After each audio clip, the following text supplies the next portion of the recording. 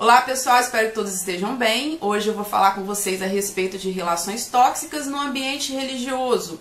Há um mês atrás, mais ou menos, o Espírito Santo ficou chocado. No norte do estado, uma cidade chamada Linhares, um líder religioso, a polícia constatou, já saiu inquérito, já saiu tudo, ele vai ser julgado em breve. E ele estuprou, ele molestou, ele agrediu o filho e o enteado de 3 e 6 anos, e depois ateou fogo neles e inventou um incêndio criminoso, ou um incêndio como se tivesse pego fogo somente no quarto das crianças. Fez tudo armado, mas a justiça, a polícia foi assim muito eficaz e conseguiu, mesmo com fogo, fazer exames. Isso durou mais ou menos cerca de um mês. E todo mundo ficou se questionando, né? Como que uma pessoa, que sanidade mental que esse líder religioso ele tinha para cometer uma coisa que a nossos olhos é uma aberração, porque é um pai. Então eu queria abordar esse tema hoje com vocês, que é a manipulação no ambiente religioso. Não só no religioso, nós temos aí o Roberto Caldas, que é um juiz de direitos humanos que está sendo processado pela ex-esposa por agredi-la. Olha que bizarro, uma pessoa que, né, é juiz de direitos humanos, ele não só agredia, como manipulava também. E ela demorou tanto tempo para fazer essa denúncia, porque ele manipulava ela a tal ponto que ela se sentia culpada pelas loucuras dele. Normalmente essas pessoas que são extremamente manipuladoras, psicopatas ou não, elas têm sempre um cargo de destaque, são pessoas que são muito influentes, tanto no ambiente religioso, como na política, como um cargo desse de juiz.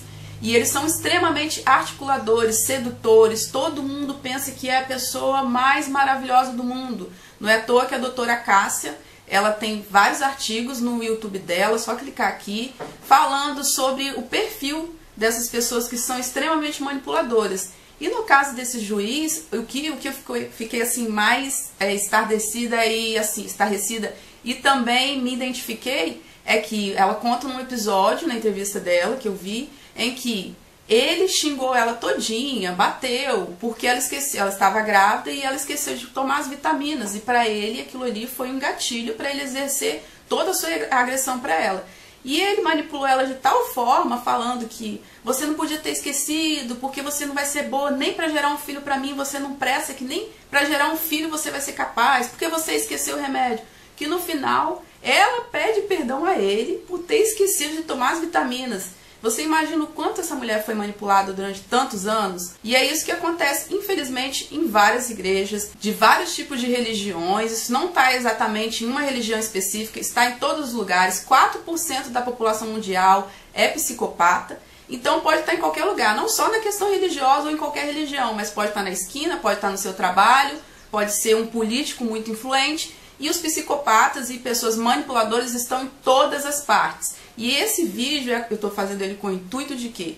De te alertar que você pode estar sendo vítima sem você perceber. Assim como eu e minha família fomos vítimas, você também pode ser vítima. Em momento algum eu quero falar mal de qualquer tipo de igreja, até porque eu conheço pessoas, pastores, que são pessoas maravilhosas, que realmente não exercem nenhum tipo de manipulação. Conheço pessoas exatamente de bom caráter, que jamais fariam isso, por isso eu não vou falar nome de denominação, nem que tipo de religião que é, porque eu não acho justo colocar todo mundo no saco só, e dizer que todo mundo é igual. Não, 4% da população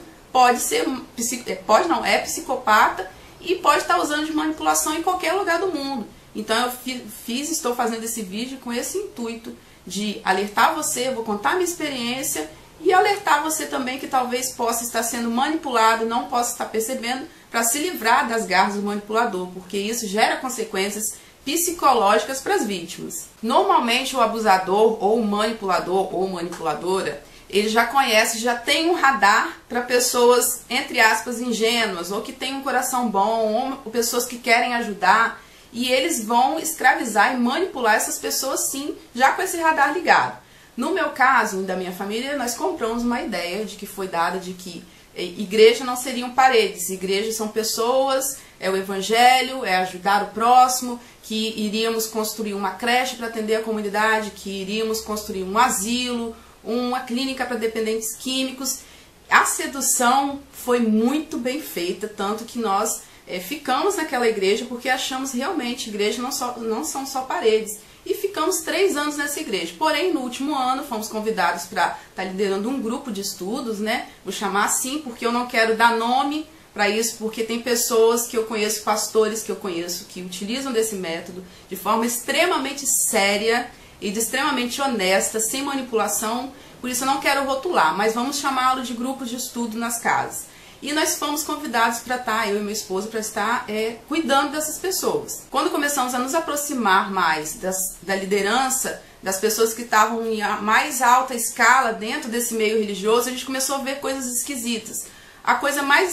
Uma das coisas mais esquisitas é que quando a gente entrou, a gente tinha uma pequena empresa e o nosso dízimo, ele era um dízimo mais elevado. Então a gente era tratado muito bem. Hoje eu tenho plena consciência que a gente era tratado bem. Uma, por ter perfil, já aquele radar para abusador, porque a gente realmente gosta de abraçar essas causas, e porque a gente tinha um dízimo também um pouco elevado em relação às outras pessoas. Quando a gente pegou essa liderança, a gente já tinha quebrado, foi na época pós-Copa, aquela coisa toda, todo mundo sofreu e a gente quebrou, né? A gente foi trabalhar em emprego normal e o nosso dízimo caiu muito.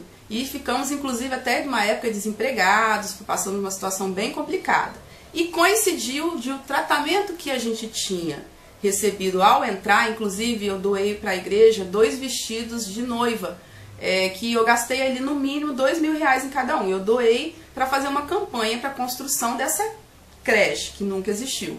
Quando entrou esse novo sistema dentro dessa igreja, a primeira coisa que foi feita foi retirar a escola bíblica. E isso foi um tanto quanto estranho, porque começaram com cursos para você aprender a cuidar desses pequenos grupos e só acabou, e é isso. E a gente achou também algo estranho, esquisito, porque toda igreja dentro desse segmento, dentro dessa região, é normal ter escola bíblica, é algo muito tradicional e foi retirado. Também as críticas a grandes pastores que defendem esse tipo de manipulação, que é o pastor Eovaldo Ramos, é o Caio Fábio.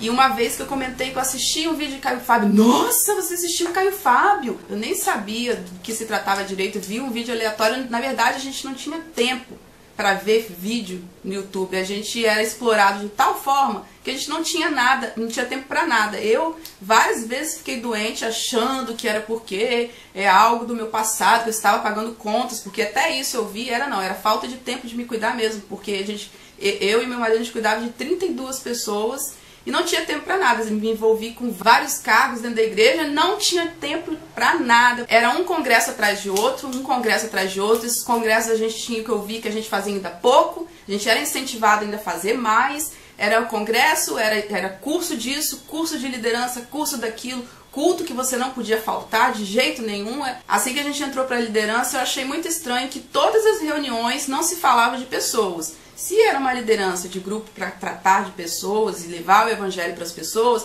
por que só se falava de estratégias e de dinheiro? Eu fui uma das pessoas que questionei, falei, olha, não entendi. Eu achei que a gente ia tratar de pessoas, por que só trata de dinheiro? Porque a melhor forma que a gente conseguiu de expandir o evangelho é construindo uma creche. Então nós precisamos de, infelizmente, criar estratégias. E o momento que a gente tem para reunir todo mundo são as reuniões de liderança. Outra coisa bem esquisita é que em alguns momentos eu ficava responsável de anotar o nome e o telefone daquelas pessoas que aceitavam aquele apelo lá de salvação e tal, eu era responsável de anotar. Então, enquanto todo mundo estava de olho fechado, e era uma ordem, fecha seu olho agora, que agora vamos orar. Quem aqui aceita Jesus? E eu abria o olho e olhava, porque eu tinha que ver onde aquela pessoa estava para depois abordar aquela pessoa. E não tinha ninguém, levantava a mão. E aí, o líder religioso falava, Deus abençoe. Eu falava, gente, cadê essa pessoa? Cadê essa mão que eu não vi? De novo, Deus abençoe.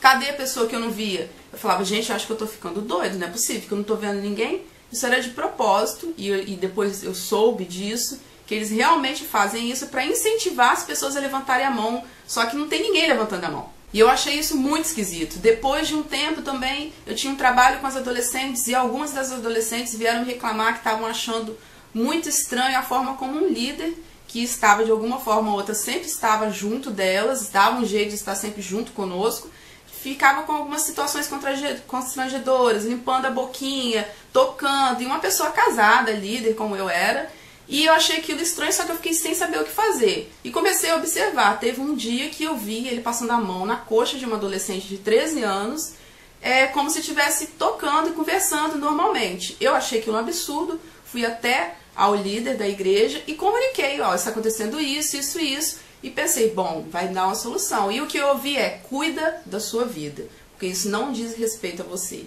Eu, respirei fundo e falei, olha, se eu ver novamente aonde eu estiver, pode ser no meio do seu culto precioso, eu vou fazer um escândalo. E se fizer com a minha filha, que na época tinha a mesma idade, aonde eu estiver, eu vou bater nessa pessoa, porque eu não tenho sangue de barata. Misericórdia, vou orar por você, porque eu vejo que você é uma pessoa que guarda muita raiva, porque você é uma pessoa raivosa, vou orar por você, misericórdia. Por que tanto ódio? Ou seja, me manipulando para eu me sentir culpada por eu estar tendo uma reação normal, porque se você está vendo que uma pessoa está abusando de outras pessoas, de adolescentes, e você é mãe de uma adolescente, é óbvio que você vai ter raiva. Vou manipular depois disso. Eu chorei, fiquei pensando, meu Deus, será que eu realmente tô com raiva? Será que eu tenho problemas? Mais um tipo de manipulação. E isso me assustava muito, só que ao mesmo tempo a gente idolatra tanto essas pessoas, e eu sempre fui uma pessoa extremamente carente de amizades, e principalmente de mãe. Eu vi aquela mãezona de todos como minha mãe, e fui relevando. Até que um dia saímos para fazer um evangelismo, e eu vi essa mãezona, que era como se fosse minha mãezona, dando beijo na cabeça de crianças, né? Um bairro bem humilde e tal. E depois que saiu, cuspiu no chão e limpou a boca e falou, Eca, a cabeça deve estar cheia de piolho. Eu meio que, meu Deus, será que eu vi isso? Ah, não, deve ser um dia mal, não é possível.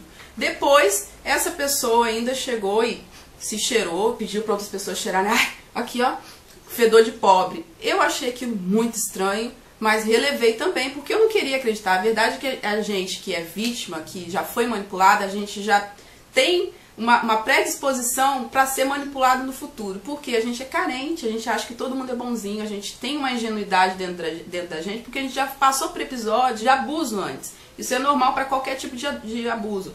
Quando a pessoa já tem esse perfil de ser abusado, o líder, a pessoa que manipula, já tem esse radar e já sabe que vai ser fácil manipular aquela pessoa. E eu deixei pra lá, eu falei assim, nossa, talvez é só um mau dia. Outra coisa que a gente achou bem estranha é que essa família que cuidava dessa igreja tinha uma pessoa no grupo deles que era uma pessoa bem assim, complicada, vamos dizer. E colocou no nosso grupo pra gente apacentar essa ovelha, digamos, mais complicada. A pessoa que sempre reclamava de tudo, que nada estava bom, nada estava satisfeito, sempre criticando. E teve uma vez que eu tive um desentendimento com essa pessoa, porque me humilhou, eu não gostei e eu rebati. Porém, essa pessoa é empresária e o dízimo é um dízimo, digamos, considerável, um dízimo bom. E essa pessoa foi reclamar.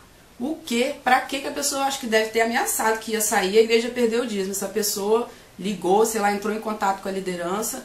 E aí esse líder religioso me ligou, me esculhambando, falando, você não tem amor, você não sabe liderar, você não sabe amar as pessoas, que não sei o que, gritando comigo no telefone como se eu fosse uma empregada, como se fosse uma empresa e eu estivesse tratando mal meus funcionários.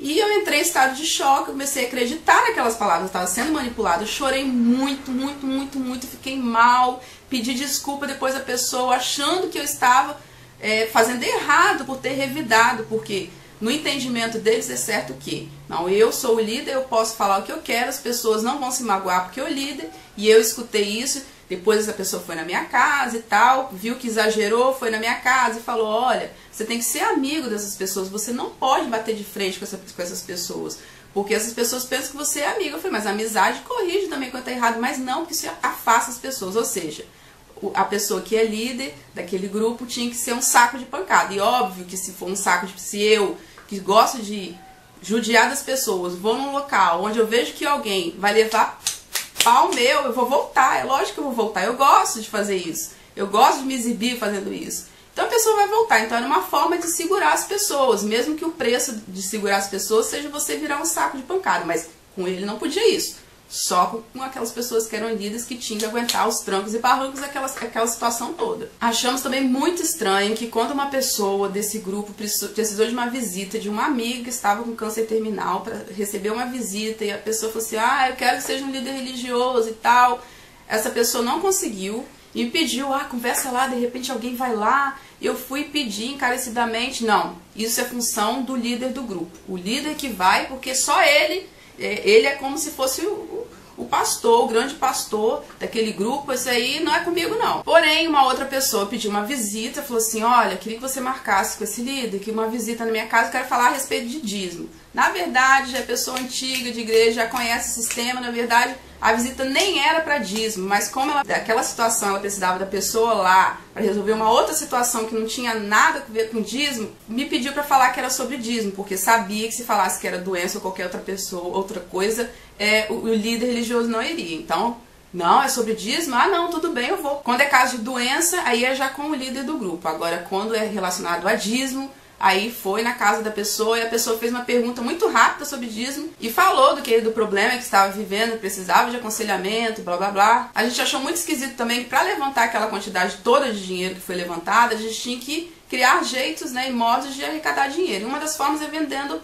marmitex. Então era distribuído aqueles tickets e nos tickets a gente entregava a todos os membros. A gente era ensinado a não oferecer, você quer? Não, a gente era ensinado a entregar, porque a pessoa já ia se sentir sem graça de rejeitar. A gente entregava e aí se alguém perdesse o ticket, nós fomos, entre aspas, ameaçados, claro que com muita sutileza, de que se a pessoa sumisse, teria que sair do nosso bolso. E eu achei um absurdo, porque eu estava na época desempregada, meu marido desempregado, várias pessoas passando por dificuldade, mas tinha que tirar do bolso. Isso pra mim é coisa de empresa, não é coisa de igreja. E eu não concordei e rebati e não entregava mesmo, não impunha isso para as pessoas porque eu achava errado. E depois eu tinha que ouvir, o seu grupo é o que menos arrecada dinheiro, é o que menos vende ticket. Por quê? Por quê? Você tem algum problema na sua liderança? Não, meu problema realmente era que eu não gostava da forma como eu era instruída a querer obrigar as pessoas e ter que ter responsabilidades que elas não tinham, porque não tinham obrigação nenhuma para com aquela igreja. Achamos muito estranho também quando a gente precisou de um veículo da igreja para levar as pessoas para fazer uma doação de sangue na capital. Essa doação seria para uma criança do bairro com leucemia.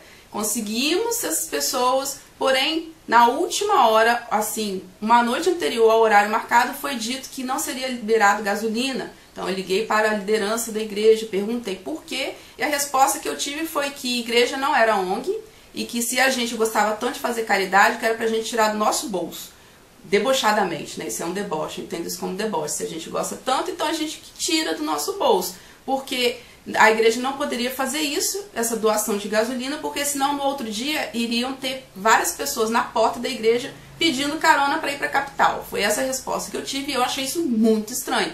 Igreja realmente não é ONG, mas eu entendo que uma igreja, quando ela entende que o evangelho é para salvar, eu acho que faz parte do caráter da igreja ajudar as pessoas. Eu acho que a pessoa salva, ela já tem isso dentro dela, não precisa ser forçado isso. Já é uma coisa natural, isso é bíblico também. Foi quando então eu e meu marido tomamos a decisão de orar para ter certeza naquilo que a gente não queria acreditar e pedir resposta.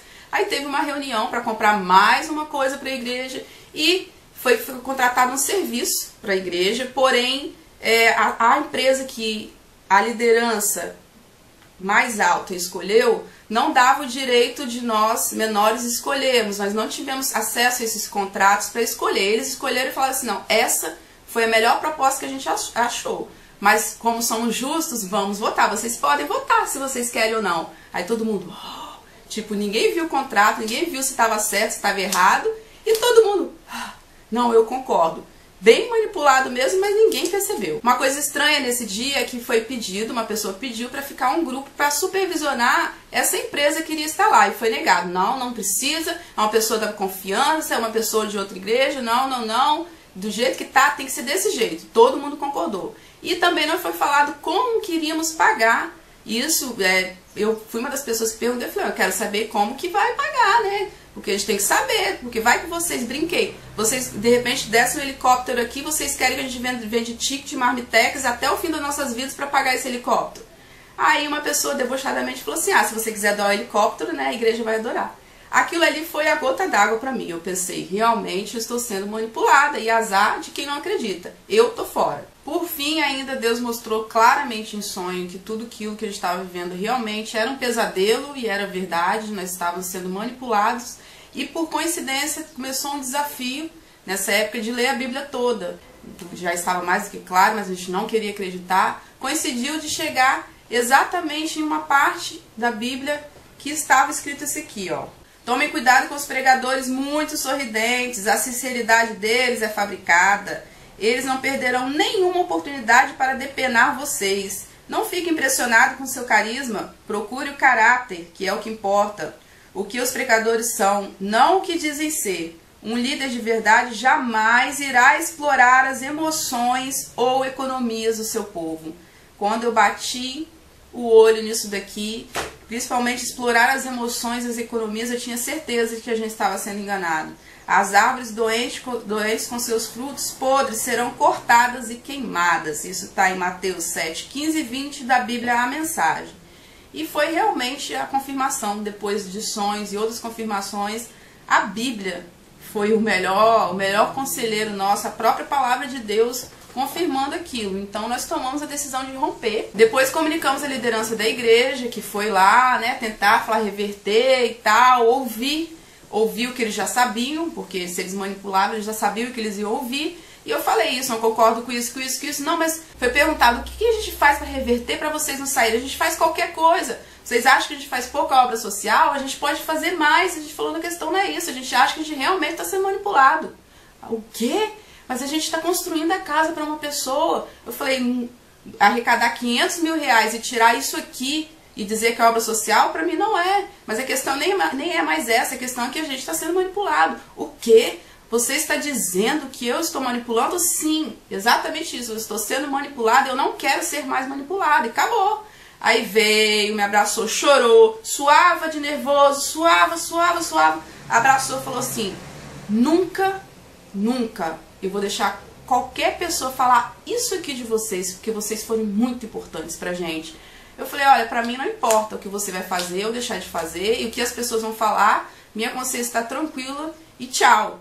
Porém, depois de um tempo, uma pessoa veio me visitar, vieram apenas 2 casais, de uma igreja de 500 membros, que vieram nos visitar, e uma pessoa sozinha. E essa pessoa me falou que levou uma visitante, que no dia que foi 2 semanas depois do nosso rompimento, um dia de ceia, é a pessoa que abraçou e falou, olha, não vamos deixar falar mal de você. Estava com o microfone falando mal, jogando na nossa cara não, porque a gente não estava lá, mas jogando para todo mundo que estava lá, que um dia pagou uma conta nossa quando a gente estava desempregado e que a gente tinha virado as costas. E a pessoa que estava visitando achou aquilo um absurdo, falou assim, olha, eu não volto mais lá. Então jogando na cara, que ajudaram, que coisa horrorosa, que coisa feia, eu não volto mais lá, falou com essa pessoa, e essa pessoa veio me contar. Depois disso recebemos também a visita de mais um casal, que veio fazer uma visita amigável, mas nem tocou no assunto, e depois um outro casal que saiu uns 6 meses depois, e saiu pelos mesmos motivos, porém, como tem um cargo superior, não poderia expor o que pensava, mas pra gente se abriu, fazia um projeto lindo no presídio, de aulas de instrumentos musicais, e a igreja se negava a ajudar com a gasolina. E foi uma das coisas, lógico que não foi só isso, mas foi uma das coisas que incomodava. Então não tinha direito, não tinha dinheiro nunca para fazer obras, mas tirava-se, não, alguma coisa a gente tem que fazer, e algumas coisinhas, uma coisinha ali, outra ali, para dizer, para cumprir nessa parte, para ninguém depois ter motivo para criticar. Depois da nossa saída, teve vários projetos sociais, foram inventando várias coisas gratuitas e tal, para querer abafar o caso. Porém, quem abriu o olho na época saiu, foi muito doloroso para mim, eu passei por um período enorme de solidão, porque em momento algum alguém veio me procurar, ou procurar minha família e perguntar, olha, o que aconteceu? Não. Somente as pessoas se afastaram e a gente ficou realmente sozinho. Fiquei 1 ano sem ter amizades mesmo, tive que reconstruir a nossa vida social, minha, do meu marido, das minhas filhas. Tivemos que reconstruir a nossa vida social, porque a gente tinha perdido ela toda.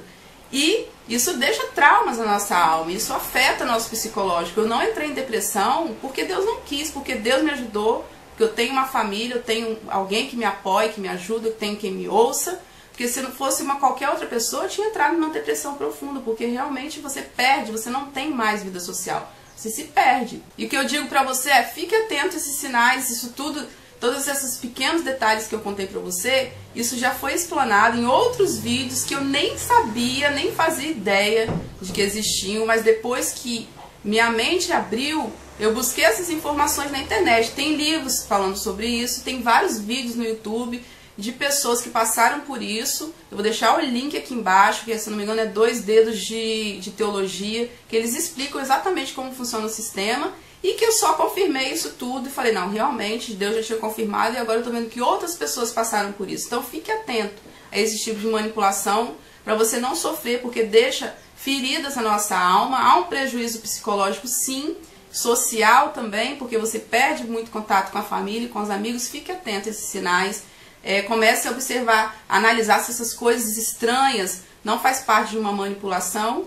E procure uma outra igreja. Tem muitas igrejas, nós continuamos frequentando a igreja no mesmo segmento e a vida continua. Porém, eu deixo aqui meu alerta para vocês, e nosso alerta para esse tipo de manipulação também vive aceso, porque a gente não quer passar por isso de novo, e eu não quero que outras pessoas também passem por isso, porque a dor é muito grande. Você, durante 3 anos, ter pessoas que você considera como da família, e de repente você vê que você era apenas uma peça dentro de um sistema, você somente foi usado, dói demais, dói na alma, mas você supera e você faz novos ciclos. É um ciclo que se fechou e novos ciclos se abrem. Vou deixar aqui embaixo também o link do grupo Descrentes, que é um grupo que acolhe pessoas que passaram por esse tipo de lavagem cerebral, seja lá como você queira chamar. Eu chamo de lavagem cerebral ou de manipulação. Se você passou por esse tipo de relacionamento tóxico e quer ajuda, esse grupo chamado Descrentes vai te ajudar a se inserir novamente no meio religioso,